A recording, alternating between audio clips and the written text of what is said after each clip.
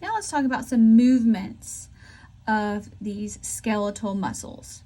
So our different types of movements, there's 10 different kinds and some of them occur in pairs. So gliding refers to a sliding of the bones past each other. Now, flexion. Flexion means to decrease an angle. So makes more of an acute angle. Its opposite is going to be extension, which is going to increase an angle. Now, abduction and adduction. There's only one letter difference here, but it makes a difference. All right. So abduction moves whatever it is away from the midline. So we're moving it away from the middle.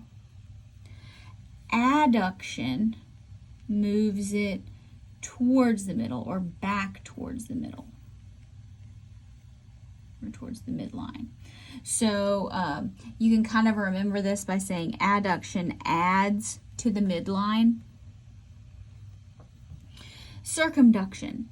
Circumduction is a conic or circular movement.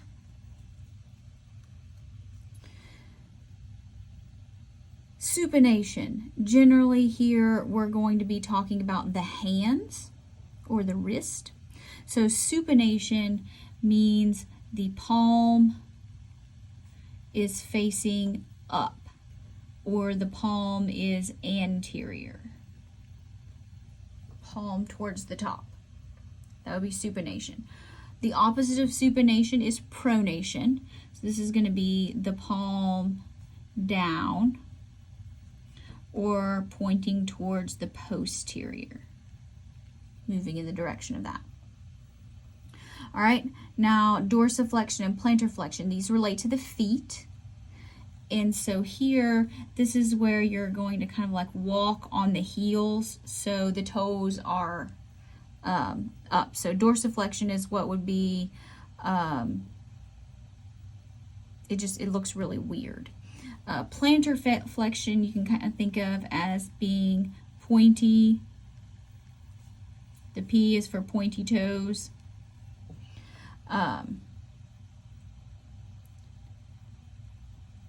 It's not quite like walking in high heels, but so if you ever did ballet and said point and flex, pointing the toes would be plantar flexion, and then flexing of the feet, pulling the toes back towards the ankle would be dorsiflexion.